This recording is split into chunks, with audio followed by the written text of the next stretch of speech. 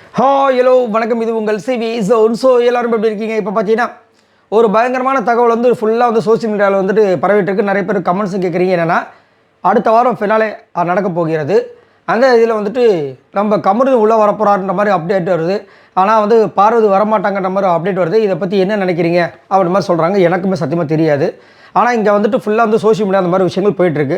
But ஒருத்தர் allow பண்ணிட்டு ஒருத்தர் அலோவ் பண்ணாமல் இருப்பாங்களான்னு கேட்டிங்கன்னா கண்டிப்பாக எனக்கு தெரிஞ்ச வாய்ப்பு இல்லை. ஏன்னா 2 பேருக்குமே வந்துட்டு அங்கே ரெட் கார்டு கொடுக்கப்பட்ட நிலையில் அது எப்படி ஒருத்தருக்கு மட்டும் பண்ணிட்டு ஒருத்தருக்கு அலோவ் பண்ணாமல் இருப்பாங்கன்றது எனக்கு தெரியல. கண்டிப்பாக வந்து 2 பேருக்குமே சொல்லியிருக்கலாம். ஒருவேளை கமருதீன் வந்து அதுக்கு வந்து அக்செப்ட் பண்ணியிருக்கலாம். விஜய் பார்வதி அக்செப்ட் பண்ணாமல் கூட இருந்திருக்கலாம்.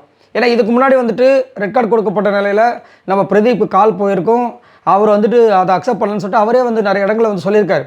ஸோ அக்செப்ட் பண்ணுறதும் அக்செப்ட் பண்ணாததும் அவங்களுடைய விருப்பங்கள். புரியுதுங்களா? இங்கே வந்துட்டு அதே மாதிரி ஒரு விஷயம் போயிருக்கலாம் இந்த கிராண்ட் ஃபினாலேக்கு வந்துட்டு.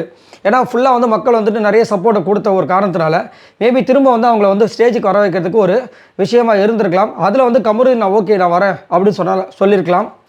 விஜய் பார்வதி இல்லை எனக்கு வந்து அதில் விருப்பம் இல்லைன்னு மறுத்திருக்கலாம்.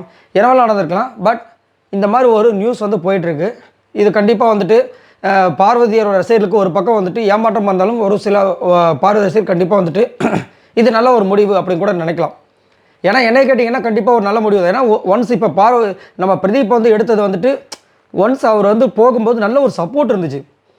அதனால் திரும்ப வந்தாலும் அது வந்து சப்போர்ட் கிடைக்குமா கிடைக்காதா, அது அப்படி நிலைக்காதான்ற ஒரு விஷயம் போயிட்டு இருந்தது. அதே மாதிரி இப்போ பார்வதி ஒன்ஸ் போயிட்டாங்க, அதுக்கு வந்து ரெக்கார்டுன்ற மாதிரி ஒரு விஷயத்தை வந்து கொடுத்துட்டு போயிட்டாங்க. ஸோ அவங்க வராமல் இருக்கிறது என்னை கேட்டிங்கன்னா நல்லது தான். அது வந்து தவறே கிடையாது. பட் அது அவங்களுடைய விருப்பம்.